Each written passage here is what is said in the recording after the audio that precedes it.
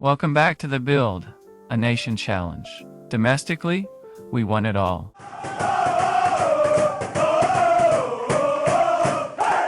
And will likely be the dominant force on the Faroe Islands from here on out. But our main goal is to make the Faroe Islands a European powerhouse. I'm not expecting the same amount of movement in the transfer window this season as we had the last one, but we will for sure sign some more youngsters that won't be part of the first team. It's young and beautiful and healthy, and that's what we want. Okay. We might also look for some upgrading in the first squad, though it would be a complete luxury as we already got a good squad. I think maybe a new fullback on the left and a striker to replace Banavechus, or even better, we buy him. Shut up and take my money! Othin Bjorn's son is moved up, though he might end out on loan depending on the new signings we make. But he could be a fourth choice striker or central midfielder. The staff area is looking quite different compared to the last you saw it. A lot more expensive too, but hopefully we can afford it. I think we got about the best staff on the Faroe Islands now. Though, second and under 21 staff area still needs a bit of work. I'm holding back until I see how finances can handle it, as coaches are pretty expensive, and I would rather spend something on our training facilities too. The transfer window is not open, and I've already been busy picking up players, starting with Theodor Kvist, a new first-choice goalkeeper from Sweden. He is on £375 wages, and should be a massive upgrade on Elias Fagra, who accepted his role as our cup keeper. Svein Friedrichsson, 19-year-old Icelandic attacking midfielder or striker. Actually, he could even play inverted winger if needed, but I think we might end up playing with an attacking midfielder this season. He is not cheap on 500 wages, but obviously a very good player that can bring our levels even closer to winning games out in Europe. I wanted a new fullback, and I got a new fullback. Not only that, Espen Tveit, just like the other two, is going to bring our team up to the next level. Again, not cheap on 575 wages for the 18-year-old Norwegian, but I would be surprised if he is not worth it, though he is the top earner at the club right now. He is better defensively than going forward, but I think he might be even better at that. And in his fullback partner, C. Dam, whom I might not be too happy with this arrival. We also signed 3 other youngsters, and I think more will join us, that hopefully will be loaned out. And I'll update you on the outgoing at the end of the window. Currently, we have 31 youngsters in our second and under 21s teams, all of whom I would love to see out on loan, but realistically, maybe only half will. Rodrigo is getting a promotion to the first team, and Giancarlo Skorup is getting demoted, and hopefully finding himself out on loan for the upcoming season. Preseason is coming to an end. We of course got the Super Cup to play at the end of it. Slight change to the formation, as we have moved the pressing forward down to become an attacking midfielder instead. Since we got better suited players for this, V36 is our opponent in the Super Cup. We are favorites, and I would love to get another early trophy this season too. Reach for the stars, but keep your feet on the ground. Well, that got to be the fastest goal against us, only 25 seconds, and the ball is in the back of our net. Not the start we hoped for. Houston? We have a problem. No highlights for us yet, as they score second. Maybe Kvist should do better there. Second half did not start better, as this happens. And since we are only allowed 7 on the bench, I never bring an extra goalkeeper. This start of a season is turning into a nightmare. Let's put Johansen in goal. Let the skipper do the dirty work here. I'm not even surprised, as they scored another one late in the game. It is one of those games where everything goes wrong. There it is. B36 is the team stepping onto the podium this time around. I'm not saying it was unfair. Oh, boo-hoo! Let me play a sad song for you on the world's smallest violin. But looking at the statistics, there is just not really much we could do about the result. This smells a lot like cheese. Do you smell it? That smell. The kind of smelly smell. The smelly smell that smells. Kvist's injury is thankfully only a 3 to 5 week pulled calf. Could be much worse. Okay, so we get a chance for revenge, as B36 is our first opponent in the league. 19 minutes in, last season's assist king is starting the season on the score sheet. Fantastic. 1-0. But as we know, we are not allowed nice things. Rodriguez is giving away a penalty, and Fagra is nowhere near close to saving that one. Back to even. I don't know anymore. We look like the better team, but we are the team conceding the second time. It is what it is. 81 minutes in, Jessing is sent in the cross and finds Heiberg at the back post. 2-2. In the overtime, Stephen Fredriksson got a chance to put it in, and he did, but unfortunately for us, it was offside, and so it ends 2-2. I'm disappointed, to be frank.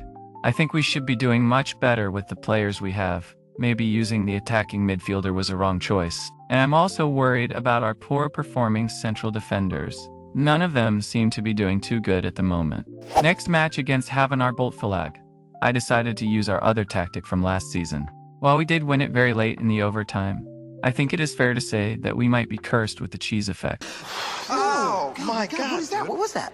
Is that cheese? Have you eaten cheese? How much cheese have you eaten today? How much cheese is too much cheese? Any amount of cheese. As we allowed 3 goals against us on 0.96 expected goals. Transfer deadline day has passed, so not quite as much action this window as last year, but we still managed to bring in a good amount of youngsters after the last update. Unfortunately, it proves much harder to get them out on loan, but there is still time for that to happen in the next couple of months. The grind is on, with 3 wins and 1 draw in the league, and a win in the cup. But look at all those goals conceded. We are leaky like never before. The cheesy curse continues. Several bad puns later. We are top of the league after the first 6 games, and we find ourselves up against Vikingur, who surprisingly takes second spot on 12 points. Very even game, at least until this highlight, as we, with a very messy attack, somehow scores with Aaron Knudsen getting it in. We are pulling away now, maybe a bit lucky with getting it back in the first place, but Novak scores the goal with an excellent strike. Full time 2-0, and you know what? That was actually great. They had 2 big chances. One was offside, and the other saved by Theodor Kvist. Otherwise, it was our game. Getting a clean sheet is maybe the most important thing here. 5 more wins in a row, though it took all the way to the penalty shootout to win over Klaksvik in the quarterfinal of the cup. Hard to tell who's going to end up as the rival to the title this season. I doubt B36 is going to be it, nor Vikingur on 18 points, but Klaksvik got the money and players. But right now, it looks like Näsonkar is the most likely, and we have to play them in the next match. 71 minutes in, and only the second highlight of the game. Extremely close encounter, and I'm happy we got a goal from this corner to give us the lead. Classic Jessing running down the right-hand side and crossing it in flat, where Michael Musgaard can find his second goal for the club. 2-0, and he makes it a hat trick in assists as he finds the head of Rodriguez in the overtime. Fantastic. In the end, a very good result and performance. Our backline has been a lot better in the last 6 or 7 games compared to the shaky start to the season. And someone like Lucas Jessing is making sure we score plenty of goals. Small update on our players halfway through the season. Stephen Fredriksson is the standout player so far. We brought him in as an attacking midfielder, but we ended up going back to the double striker tactic again. And this man has been played as the advanced forward. 12 goals in 14 matches, 2 assists, and 7.6 in rating. He is definitely worth the £500 we pay him. Hey fellas, look what I found in my pocket. Look, a year's salary right here. What I call them? Fun coupons. Lucas Jessing is yet again topping the assist charts, with 9 of those in his 18 games, which also make him our most used player, as he has played every single match so far, while also scoring 4 goals himself, with an average rating of 734. A couple of other standout players are Espen Det, Nicholas Cruz, Patrick Heiberg, and also a bit surprisingly Sunteri Leidinen, who seem to have steadied the boat in the backline. 2 hours later.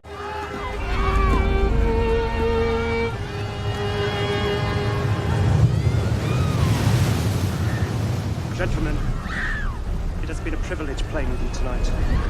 Our finances look fairly alright. At least we are not in the red yet, but we do spend quite a lot this season, with 7,038 currently used on wages. The summer window opens up, but I do not have any plans for first-team players, but we will have a few youngsters coming in.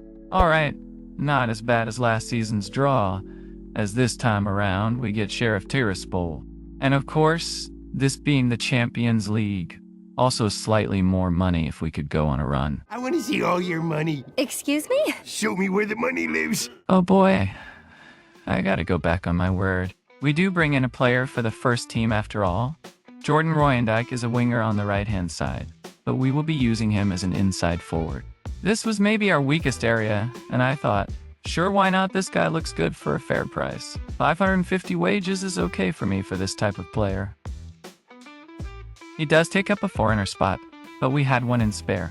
With him coming in, I'm going to try and either sell or loan out Castrati. We played another 3 league games, winning them all, along with the first semi-final leg in the cup. Things are looking good in the league. We are 9 points ahead of Klaksvik and haven't lost a game yet. But now to the real deal, the Champions League. We are starting at home, so it is important to get a big result, as going to Transnistria to get a result might be rough. We put out the best team, or at least what I consider the best team. 26 minutes gone, and they give away a penalty. Good job, Heiber. Cruz was not who I thought would take it, but he does it to perfection. 1-0. Espinthet takes the free kick, getting it all the way over to the back post where Michael Andreasson gave us a second goal. Nice! Lucas Giesing, the assisting king, is at it again, all the way to the back line, and finds Cruz with the low cross. Get in. Well, I did not think we would be this good, but thank you kindly, Cruz. That is your hat trick, and 4-0 to us. Oh, okay, giving us another penalty. Sure, I got nothing to complain about. This time, it is Carlsberg from the spot, and he's not going to miss it. 5-0. Oh, come on now. They only touched the ball one time before we scored again. This is a goal galore match, but only where we score. 6-0. Yes, it ends 6-0. They had one chance in the game. What a joke. No, a joke's not a joke unless everyone can laugh at it. If we manage to go to Tiraspol in the next match and somehow lose it with 7 goals, it would be the most disgusting bottle job in my 30 years of playing this game. That's not gonna fucking happen. Transfer window is closed again. Besides Jordan Royendijk, we signed 6 new youngsters, but still have trouble finding loans for them. Though we got 13 of them out on loan, I was hoping for closer to 25. Alright, time for the second leg. But I'm not going to take chances. We are going full strength. Okay, I might be overreacting a bit. Maybe we should have rotated slightly. Cruz with a goal after 6 minutes. A much harder match away from home. And they do also get a goal. But I doubt they will score 7 more.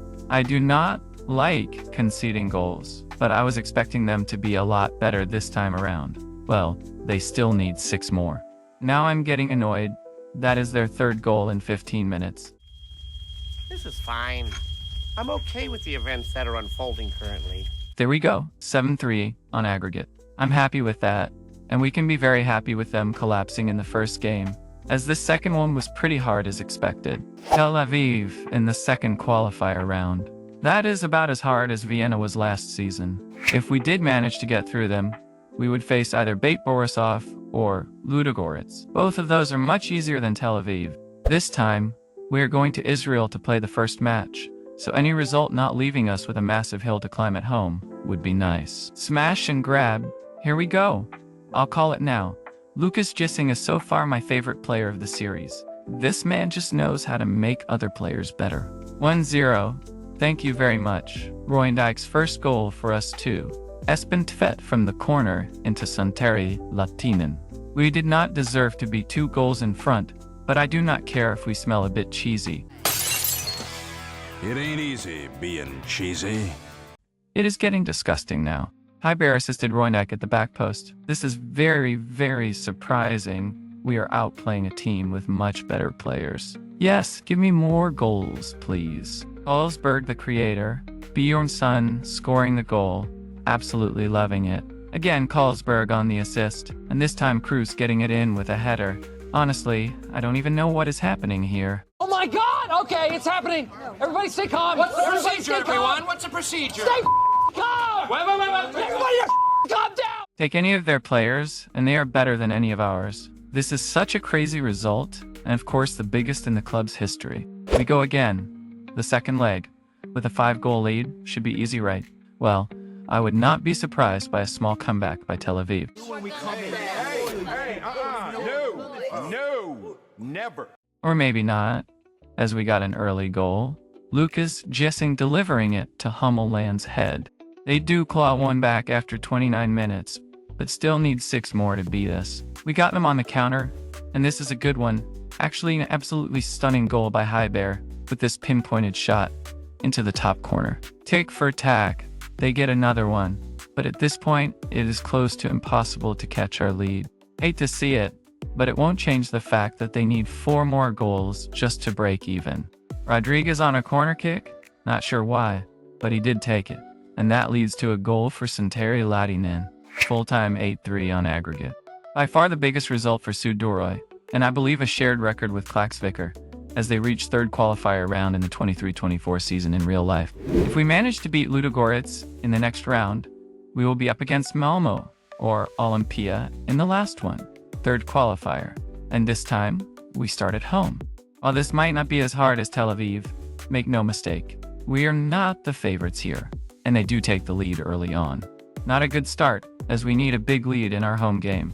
Rodriguez, that silly boy, is giving away a penalty. But Theodor Kvist is making a big save for us to keep it at just 1-0 for now. The king is here to deliver, and what a delivery it is, straight into the head of Carlsberg, who brings the score sheet back level. Oh, here we go. The referee is giving us a penalty. Carlsberg from the spot, and he is going to double up the tally. Full time, 2-1 to us. That was the home game, and we were by no means the best team out there. If it hadn't been for Theodor Kvist in goal, could this easily be 3 or 4 goals for them? Honestly, him not getting player of the match is criminal. We also had a pretty big game in between Champions League matches against Klaksvik, who is 12 points behind us in the league. And we managed to win it 2-0 with a fully rotated squad. As a fact, they did not even have a single highlight.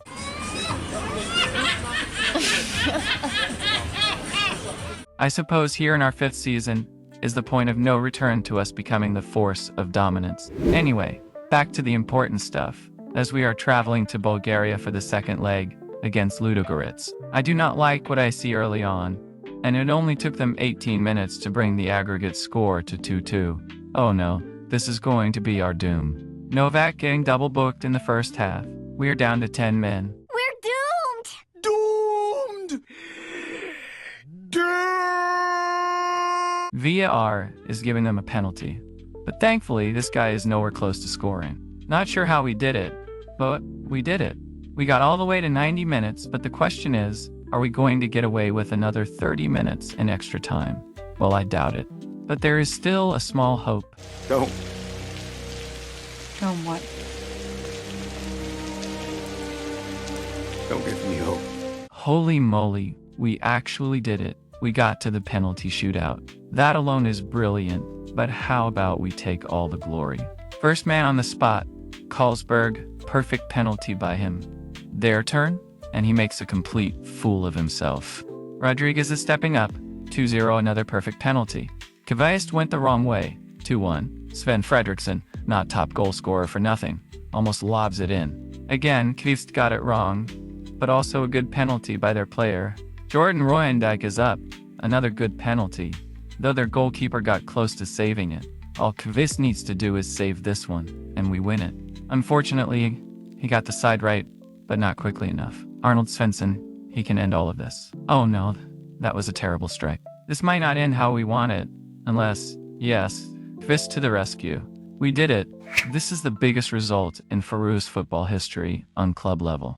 Surely we can't beat Malmö in the playoffs. If we do, we would be rich beyond our dreams, as we would take part in the Champions League phase. And all you can talk about is money. The road to glory will likely end abruptly in the first leg, where we travel to Malmö. But we will take a swing and a miss with heads held high, as we can be proud of being here.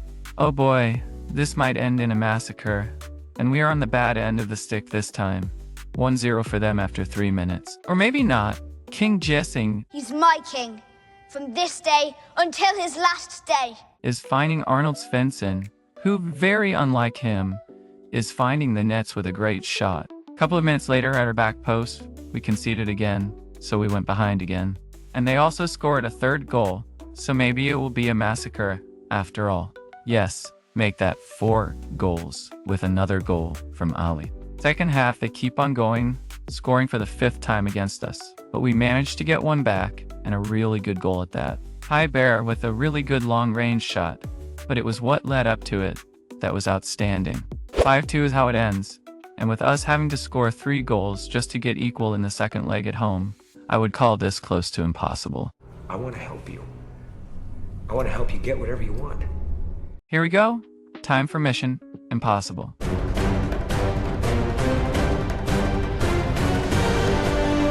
Scratch that. This just became a Mission Possible, as we score after 2 minutes, as Hummeland gives us a chance. Just stay alive! I'm not going to lose you! You have got to be kidding me. 7 minutes in, Novak scored after a corner. Oh, okay. We are back to normality. And the truth, that this Malmö team is still much better than us. Here comes the pain.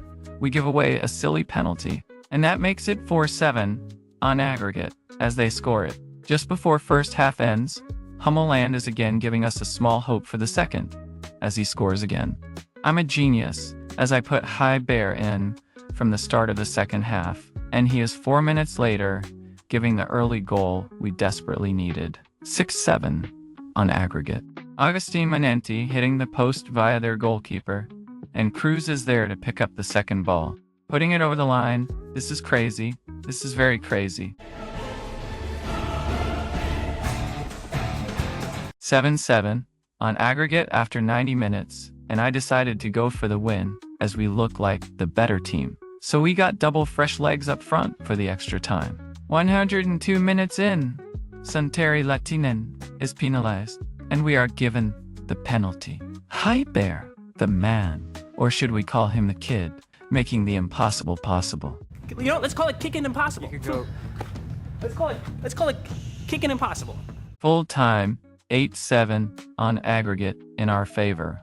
I think even Tom Cruise would be proud of this mission. This is absolutely unbelievable. We are going to be playing among giants as a semi-professional club in the Champions League. And here are the giants. Oh, we are in for a ride. We got the likes of Ajax, Manchester City, and PSG to play. We received 12.69 million for qualifying to the league phase, and we could potentially get more if we win, or draw some games too. And we start using them right away, improving our training facility, and also going professional so we can train our players better, attract better talent, and give them longer contracts. Our unbeaten run in the league came to an end in the next match against second-placed Nar Sokanar. But I doubt there will be any question about us winning the title, as we are still 14 points ahead. An early trophy for our under-21s. Not that we should be surprised about that. Also, to no surprise, we won the league, and that already in the next match against Vestur. Now, we can fully concentrate on the Champions League and the Cup. We are linking up as senior partners to Base 71. Join us. Join us. Who are in the first division. This will make it easier to get more of our players out on loan, and over time, we might even make them the second best team on the Faroe Islands. Spread them wings. First opponent in the league phase of the Champions League is Athletic Bilbao. I'm slightly surprised that they are not bigger favorites to winning this one, but we will see how hard it will be. Okay, well, that is a big surprise. Novak scores the first goal after just 4 minutes. They get one back after 17 minutes, but we are not getting outplayed or outclassed early on. Never mind, I spoke too early. That is simply just class on a level we do not have. Holy moly. But Bilbao is handing out gifts, and this is one of the more scrappy goals, if I have ever seen one. But who cares, we are back level. King of the pitch, Lucas Giesing doing what a good king does, helping his loyal subjects. Not long after, Williams is going to take advantage of our high lines and score for them. Oh, here we go again, this time a bit more random, and I have no idea how he managed to beat Theodor Kvist on that angle, but he did. Absolutely heartbreaking. 6 minutes into the overtime, Johansen is giving away a penalty. Theodor Kvist got his hands on it, but it slipped into the back of the net. So close, yet so far. Though, looking at the statistics, we can be incredibly proud. We scored 4 times against a team we have no right to score against, and played way above our capabilities. We won the second leg against Vestur in the semi-final of the Cup, and got a 7-3 aggregate result, so we also have a final to play. Time to go to the Netherlands, up against Ajax. And once more, the odds seem to be very strange, not making them bigger favorites, so maybe we got a chance. Good God in heaven, Nubi, there are just so very many ways for me to say this to you. Never, not in a million years, absolutely not. No way, Jose, no chance, Lance, and yet, negatory, nah, and of course my own personal favorite of all time, man falling off of a cliff. No!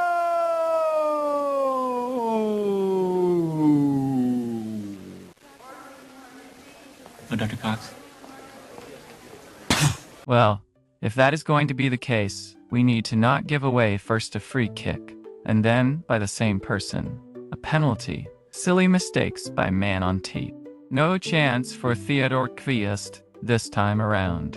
They also got a second goal in the second half, and I don't even want to be mad. That is a brilliant goal by Ajax. Johansen, finding our own Dutch player, Joran Royan Dijk, who is coming home in style, as he finds the nets for us. Though, not too surprisingly, our high lines will result in a lot of goals against us, with the opponents having quality players like Koopmeiners. Postecoglou would be proud of me. Plan B is to do plan A better. It ends 3-1, and not undeserved so. They were clearly the better team on all parameters. Honestly, we are just happy being here. Again this season, only one of our intake was worth picking up. Our second team picks up the title in the first division for a second time in a row. A month later, with 4 more league games played, we welcome Manchester City and Pep to the Faroe Islands. And looking down the sheet of their players, it definitely isn't some kind of B team they come here with. But this time around, we are actually playing at our own ground. And it is kind of hard to imagine the likes of Vinicius Jr. or Jamal Musiala running around on this pitch, but that is the case. The big Norwegian is no joke, probably the best player in Football Manager 24, and he starts the massacre. Now this is a very interesting situation, because we do get a ball over the line behind Ederson, but it is ruled out by VAR, who found Sven Fredriksson offside and took the view from the shot. 2 minutes later, we gave away a penalty. Big stupid Norwegian, making it 2-0 from the spot, and he also made it 3-0. The slaughtering continues with Vinicius Jr. All of a sudden this happens. Monk might not be the king, but he does him proud with a flat cross. With Cruz's shot getting blocked, but Novak is there, right spot at the right moment, to score a goal. But of course, that did not stop them from scoring even more. Carlsberg from the corner, and poor defending is letting Rodrigo score a very easy goal. And that is how it ends. I don't care what anyone says, we are playing attacking football, no matter who we play, and scoring 2 goals against Manchester City is a win in my book.